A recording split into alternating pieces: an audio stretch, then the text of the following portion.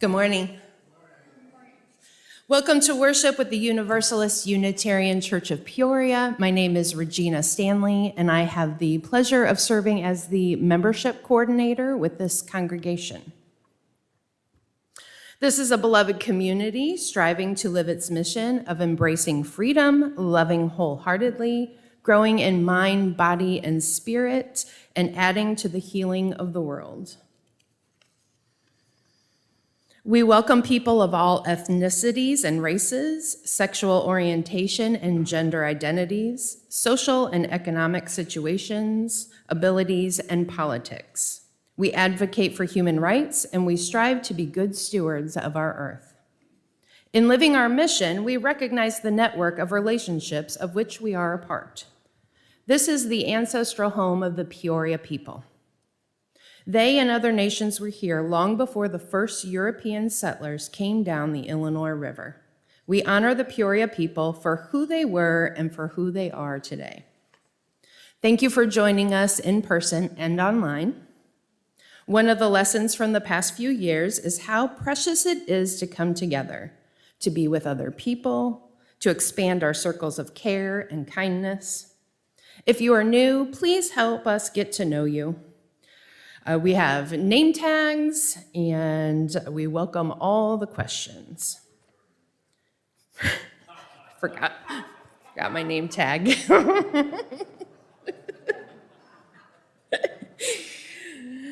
Stay for coffee and conversation in Fellowship Hall or in the Zoom room after the service. Please be sure to turn your devices to worship mode, either silent or vibrate. See the graphic on the slide for help or ask someone sitting next to you. A few notes for today. We have the middle grades youth lock-in coming up.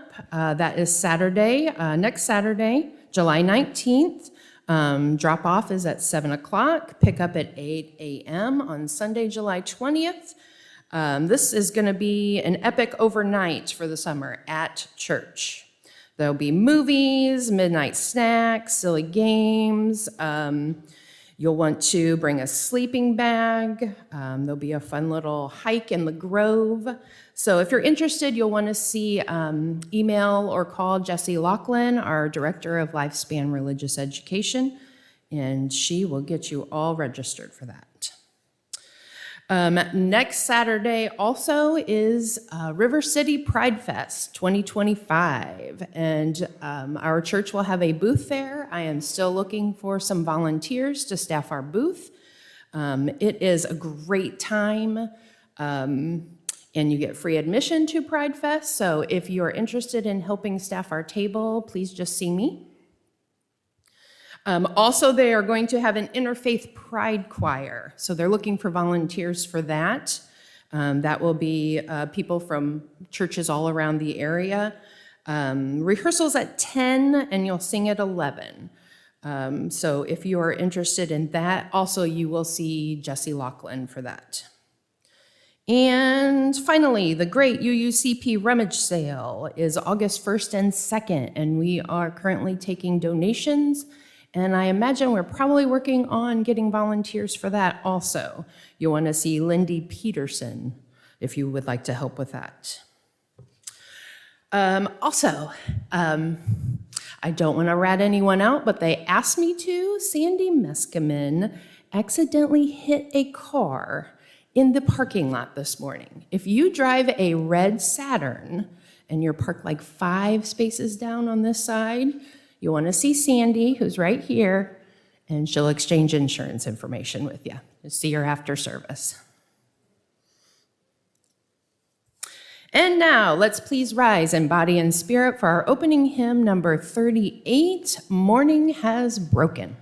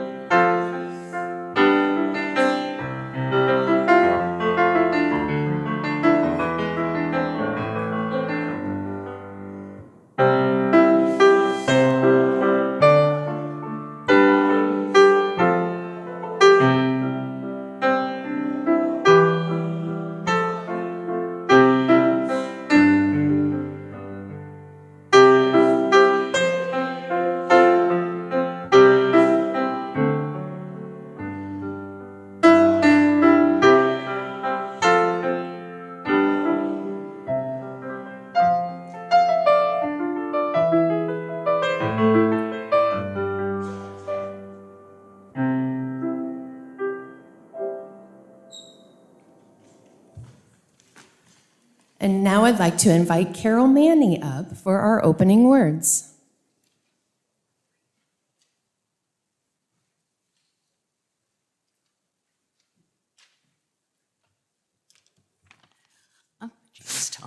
Good morning.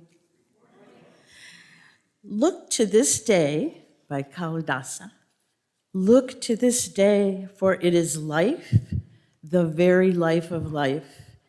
In its brief course lie all the verities and realities of your existence. The bliss of growth, the glory of action, the splendor of beauty. For yesterday is but a dream, and tomorrow is only a vision.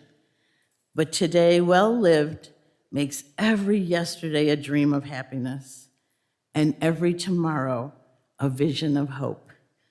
Look well, therefore, to this day. Thank you. Now I'd like to invite Bill Ordaz up to light our chalice.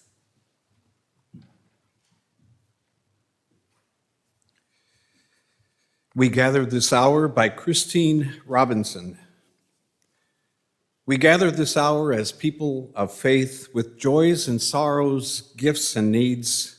We light this beacon of hope, sign of our quest for truth and meaning in celebration of the life we share together.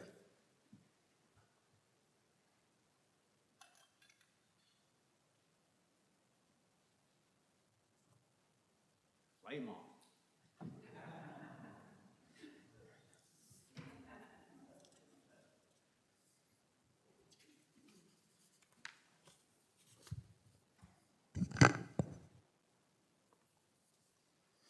I hope you all had an opportunity to meet someone new this morning. And I certainly hope to meet all of our first-time guests this morning after service. If you don't get a chance to talk to me, feel free to make use of that phone number printed on your order of service, if it's on there. I'm not sure now that I say that. You could also email me. If you'd like to chat about our congregation or Unitarian Universalism. I'm sure that our members are also willing and ready to make the same offer. This congregation is a theologically diverse religious community with membership open to all who are in accordance with our principles, mission, and vision. We are an independent member congregation of the Unitarian Universalist Association, an association of approximately 1,000 congregations in this country and elsewhere in the world. Our congregation is entirely self-governed and financially supported by the voluntary generosity of our members and friends. To this end, let there be an offering to sustain the work of this beloved community. The morning offering will be gratefully received. We also send part of what we receive out into the world when we share the plate. July's Share the Plate recipient is the East Bluff Community Center Food Pantry. EBC Food Pantry operates 4 Saturdays a month from 8:30 to noon. Guests select food items and then receive a prepared bag along with a choice of meat and dessert. Residents of this low-income area and unhoused individuals may access the pantry twice a month. Breakfast is prepared by the Peoria area humanists and is served to guests while they await their turn in the pantry. This 501c3 charity is staffed by volunteers, receives no government funding, and depends on donations of product and funds. For more information, you can see their website at eastbluffcommunitycenter.org or look for them on Facebook. 1/2 of July's undesignated plate offerings will go to them. Please use the envelopes provided in the pews to make your offering and indicate its use. See the QR code in the order of service to make an online donation. Thank you. During our music for meditation, after the plates have gone by, all are invited to add your own small flame to the others up front. It may be one of love, of hope, of sorrow, of remembrance, of whatever is in your heart. If you are at home, feel free to light your own flame or simply let these candles be for you. These collective flames acknowledge each week that though situations in our lives vary, our shared light provides a beacon to illuminate our path. Will the ushers please come forward?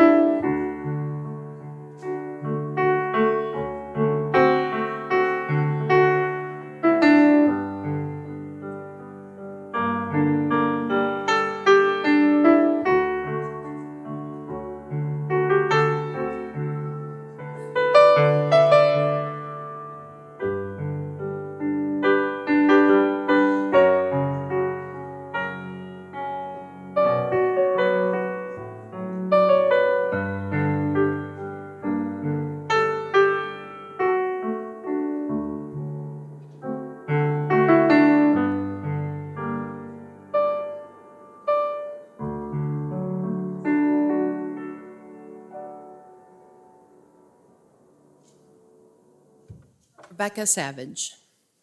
Spirit of life, eternal beloved of mystery and grace, receive our prayer. We come before that which is greater than ourselves in gratitude for the fullness of our lives, for the anguish and grief that inform our mission to side with love again and again, for the suffering and disenfranchisement of our people that foment our passion for justice and wholeness, for complex lives, for hard lives, for real, full, and overwhelmed lives. We give thanks for the blessings that we have been given, for the reassurance of community, the steady warmth of hope, and the unwavering faith that there will be better days. We give thanks and seek your grace. Spirit of love, come alongside with all the holy nudges that we need, so we may live in such a way that we celebrate all the blessings that we have been given, so we may be the blessings in the world. This is the time for sharing the joys and sorrows of the congregation.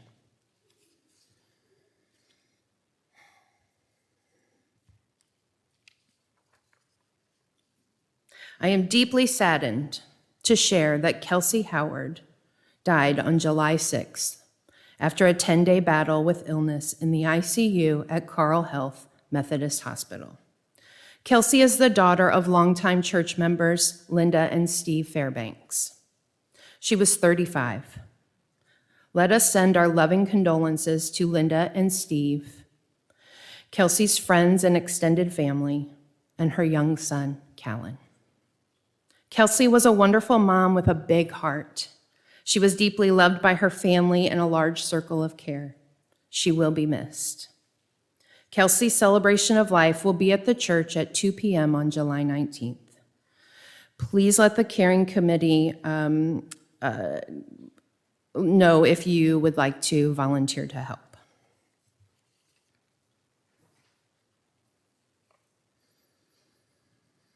We also send care to Pat Denzer.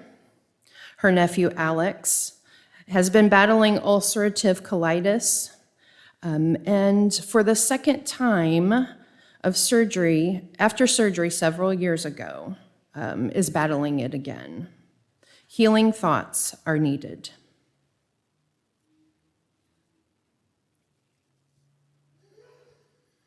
Let us keep all of the names, milestones, joys, and sorrows in our ever-expanding circle of care. Let us share one more moment of quiet. Please breathe with me.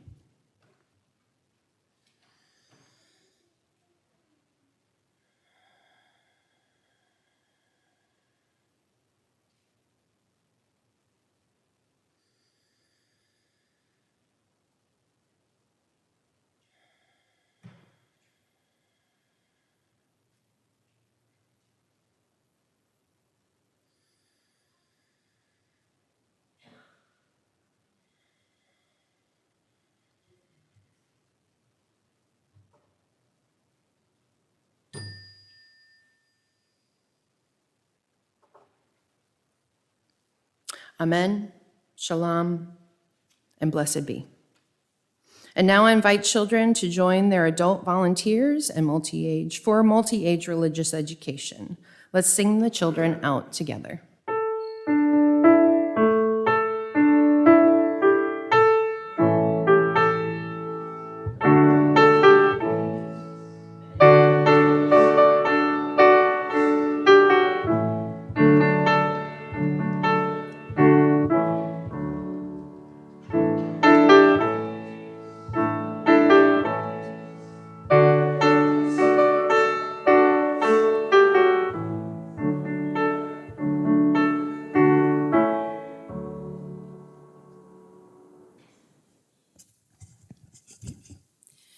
Good morning.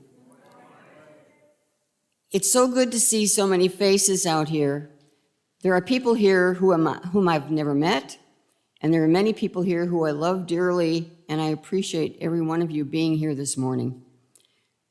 I started off the morning with a little bit of an adrenaline shot that I wasn't expecting, and so I'm going to proceed hoping that my allergy does not kick up. I don't want to sneeze, but one never knows when one has an allergy, when a little dust bunny is going to cause it. I'd like to start by just riffing a little bit about a childhood story. You know, we don't get old without having some childhood things precede us. And also, I want to point out one word, as much as this has to do with us having courage. The opposite of courage, I would say, is cowardice. And I hope that none of us will turn toward the cowardice signs in our lives. Back to my childhood. My mother used to take me to these wonderful Technicolor musicals when I was preschool and lower grades. And oh, they were so much fun. There were these wonderful women in sparkly costumes with feathers that fanned out all over, and they were kicking and dancing, and they were having such a good time. And for a while, I thought, when I grow up, that's what I want to do. But I also was taken to movies like Ma and Pa Kettle, where some of you might know there was an actress named Marjorie Main. In today's jargon, she probably would be referred to as a character actress, a la Judi Dench or someone of that nature, but she was more in humorous movies. But after seeing the kicking and dancing and the feathers, and then seeing Marjorie Main, somewhere along the line, second grade perhaps, I got in touch with the fact that if I got into Hollywood, I would probably only be given the Marjorie Main parts because I was a plain child. A plain child. Well, I was always interested in theater. In the second grade, I remember a pageant in which I was the Spirit of America, complete with a white net, fluffy skirt, and those little foil red and blue star stickers that we used to have in grade school. And then I was in school plays. And when I got into high school, I was active in theater. And so in my junior year, I played the role of a matron in something called Mr. Barry's Etchings. All 105 pounds, 5'2" of me, but I was a matron. In my 20s, age 23 to be exact, I played Grandma in a production of Tobacco Road. Well, while working as a sales promotion manager for Carson Peary Scott, age 44, I prepared a skit to kick off a big sale where I portrayed Ruth Buzzy's Gladys on a park bench, hairnet and all. And the store display director played Tyrone, the lecherous old man, actor Artie Johnson's role, both of Laugh-In fame. And now I'm living the dream. We've all heard the old saw, "Old age isn't for sissies," attributed to Betty Davis. But the quote has been converted into a light-hearted honky-tonk song, which I won't ask you to suffer through. Years ago, this phrase made no sense to me. Yeah, sure. But as an octogenarian, it has become crystal clear. No one warned me, as I aged, that my hair would stop growing where it normally used to grow, but show up where it's unwanted, like on my chin. No one told me that the whorls we take for granted on our fingertips wear away and only smooth skin remains. If I was ever to rob a bank, they could never track me by my fingerprints. They'd only have smudges now. They'd surely catch me, though, because my old knees can't run as fast as they once did. I used to see old people waddle, and I never understood it. But now, I have joined the best of the waddlers due to bad knees, bunions on my feet, and hip bones that have a life of their own. When I see young women today still wearing 6- and 7-inch heels, and the toes are pointed like a V for victory, I say to myself, what are they doing? They have no idea. Because years ago, as a professional in my jobs, I had to wear suits. And about the only shoes that were really readily available were those, probably 3 or 4 inch at that time, high heels with those pointed toes. And I used to have to see a podiatrist twice a year because of plantar warts on the balls of my feet. Once I got into a job where I didn't have to wear those shoes, no more plantar warts, no more trips to the podiatrist. But nevertheless, all those years of those V-shaped toes have given me terrible bunions.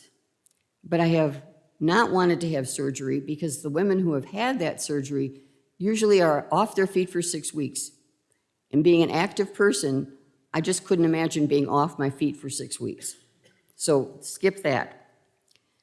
The dictionary defines the word courage thusly, quote, the ability to do something that frightens one, strength in the face of pain or grief. And some similarities would be bravery, pluck, valor. Merriam-Webster goes on, courage, it's a moral strength to venture, persevere, and withstand danger, fear, or difficulty. There's a long list of synonyms you can Google. From my personal experience, I had to learn to be courageous. While I always had an independent streak, at times I was too timid. It took me years to develop courage, and even now, it comes and it goes. One of my favorite quotes is from Mary Oliver, quote, what do you plan to do with your own wild and precious life, end quote. It's taken me years to gain courage, which I believe is a handmaiden to wisdom and can only be developed from what we learned and apply as life happens to us. We are challenged often by the unexpected, the good, the bad, and the ugly. How we react and move through these events grows our courage and our wisdom. Early in my 20s, I was very naive and unsure of how far I could go.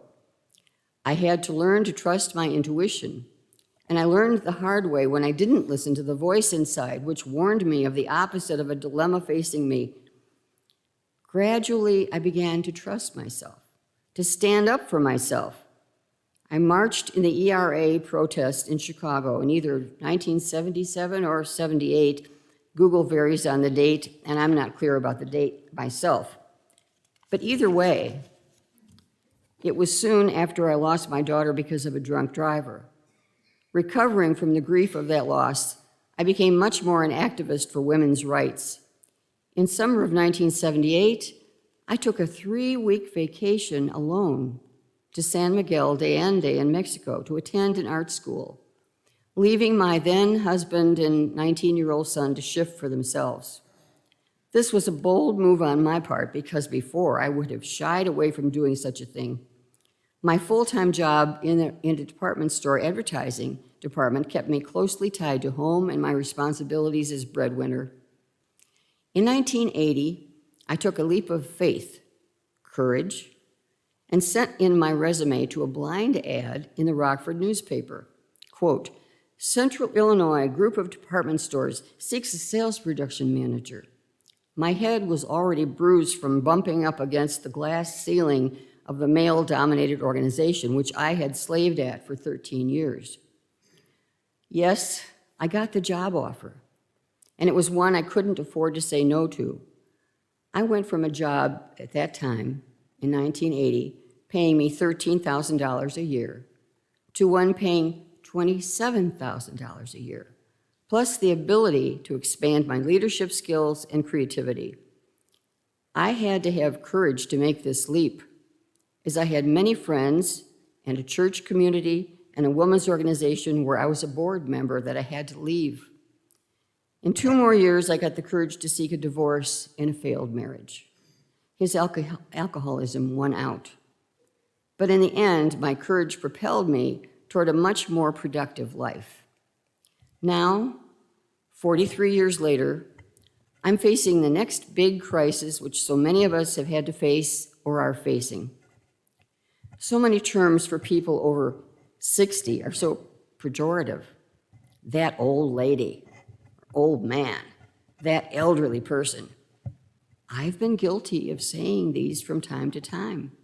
Even the dictionary definition of the word crone is, quote, an ugly old woman, end quote. Ouch.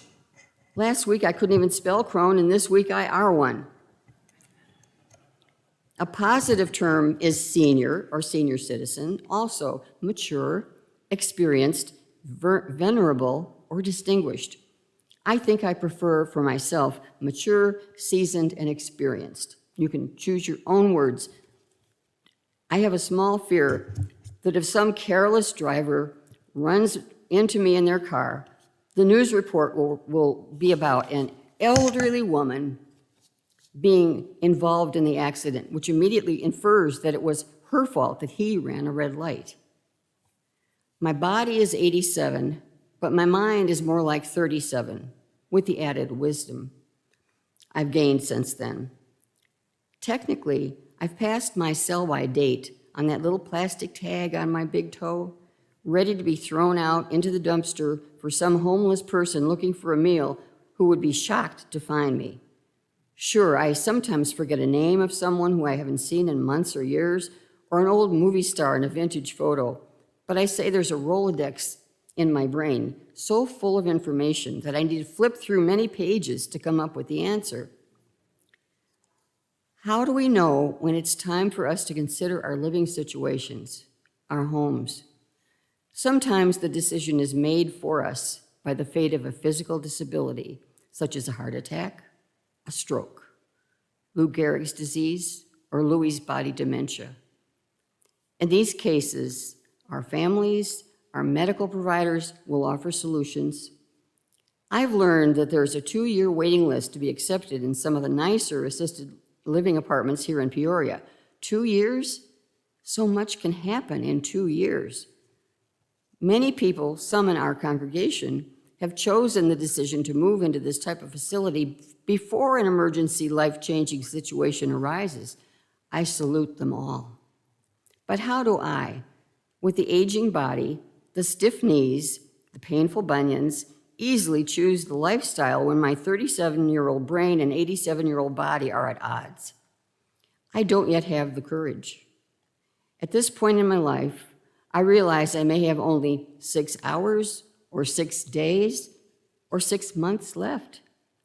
But part of my own denial is that 37 brain. If there was a heaven, and I don't believe in heaven or hell, I would see myself saying to St. Peter, "Why me?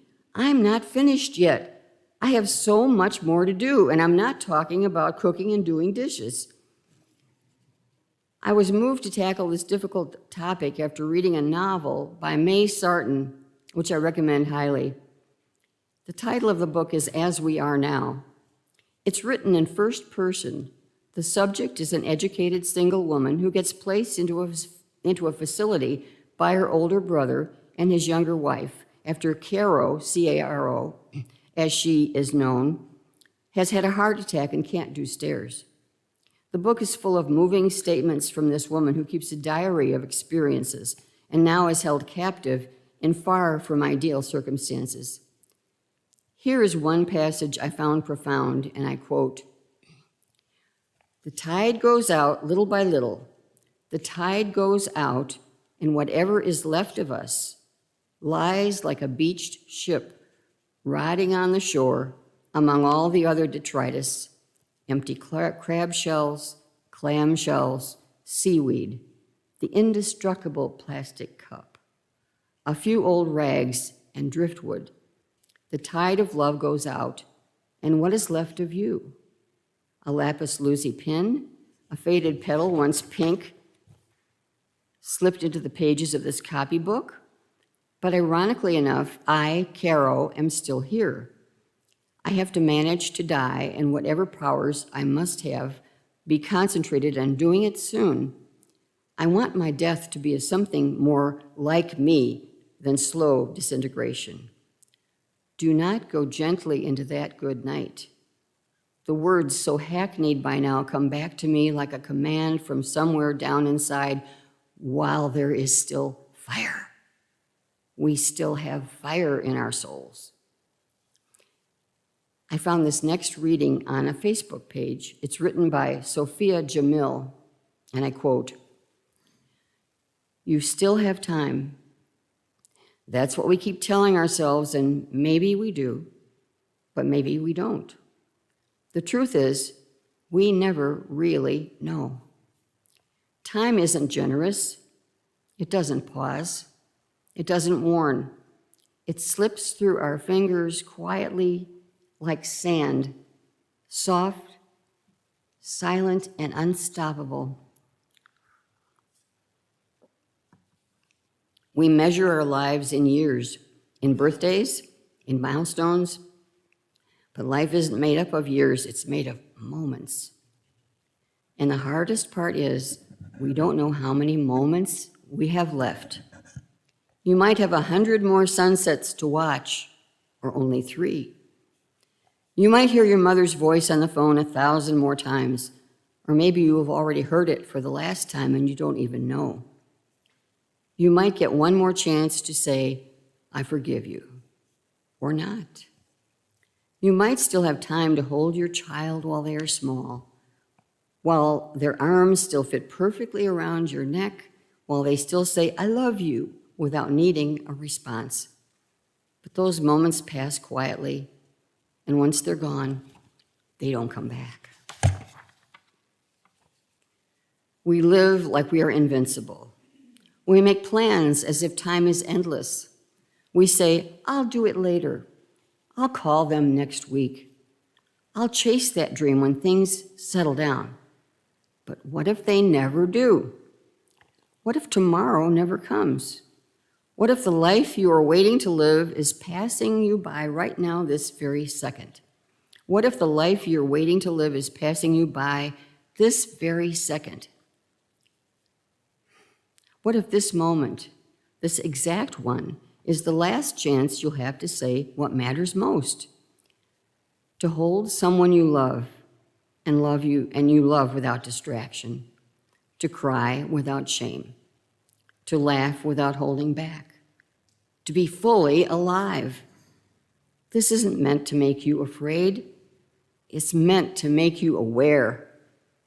Because there's nothing more tragic than realizing too late that you were sleepwalking through the days that could have changed everything. So please wake up. Look up from the screen. Call someone you miss. Apologize if you need to. Say the words you've been swallowing. Do the thing that terrorizes you but lights a fire in your soul. Stop waiting for the right time. That time is now, right now. This breath, this heartbeat. You don't need more time. You just need to stop wasting the time you already have, because in the end, it's not the years you'll remember, it's the conversations, the embraces, the risks, the tears, the laughter, the love, the moments. So live for them, cherish them, protect them, because life isn't measured by how long you live. It's measured by how deeply you feel, how boldly you love, and how fully you show up while you are still here. And you are here. So make it count. So ends Sophia's reading. Another important component to our gaining courage is to face our uncertain futures. It is to embrace joy. Learn to celebrate joy and kiss it as it passes by. Cultivate the joy in your life. Do you experience joy in your closest relationships? Joy in gardening? Joy in humor and satire? Joy in special music or in making music or singing? Courage is being as happy as you can. Courage in being as happy as you can will help you to face whatever it is in your future. Extreme aging is the twilight zone in all of our lives. Try to enjoy every joyous moment. I relish in them. William Blake wrote, "Those who bind themselves a joy, does the winged life destroy. But those who kiss the joy as it flies, lives in eternity's sunrise." A brief closing prayer. Endless joy, infuse my wilting spirit with radiant vitality and the sweet savoring of life. Thank you.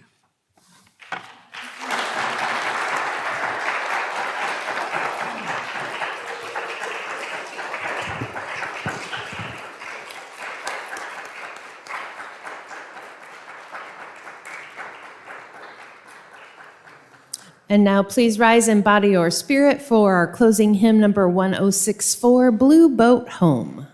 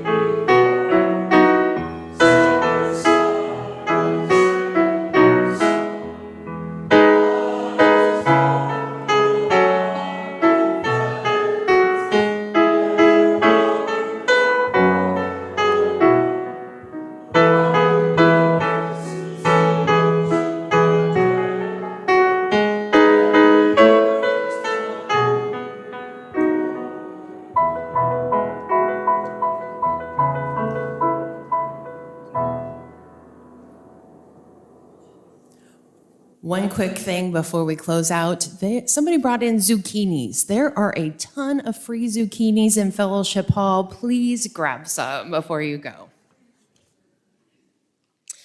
We have basked in the warmth and beauty of this flame and this community. As the chalice flame is extinguished, let us carry its glow within. Let us kindle new sparks within these walls and beyond.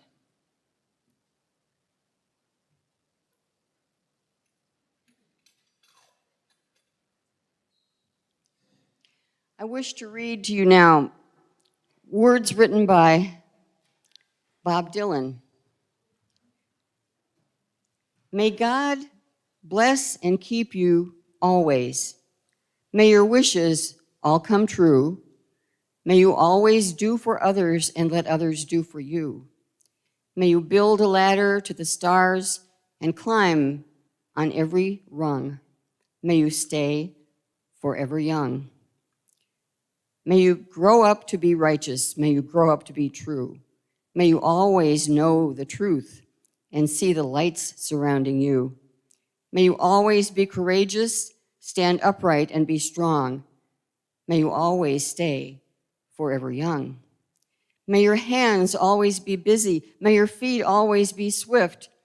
May you have a strong foundation when the winds of changes shift. May your heart always be joyful. May your song always be sung.